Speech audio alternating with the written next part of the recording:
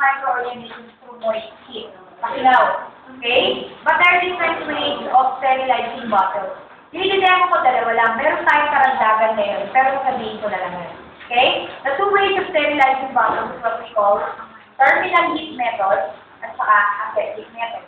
Ano po kakaiba ng terminal heat method? This is how. First, you would have to wash the hands. Terminal heat method tayo ha. Second is to prepare equipment. Of course, you will be needing two basins. One with mild soapy water and one with clear water. Then you'll be needing used bottles or bottles to sterilize. Okay? Then you'll be needing bottle brush. You'll be needing nickel brush.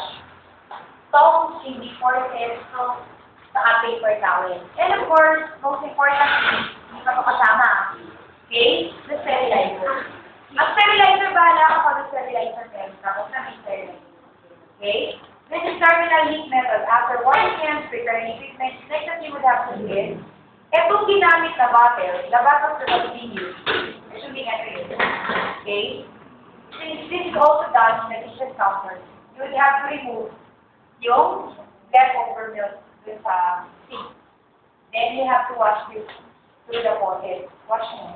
Then, ilagay niyo directly yung mga equipment dito sa basin with mild soapy water. Pwede kamayin ng nipple anyway. Nabumisa ka pala naman mag-init. Okay? Typically, you just have to wash the bottle. Ilagay mo na sa clear water. Then, brush. Then, yung pang-cup.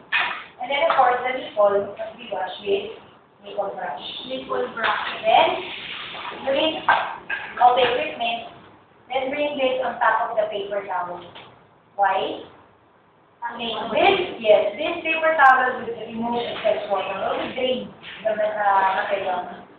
Just do not use your hand on making the nipples. Huwag ka ng song.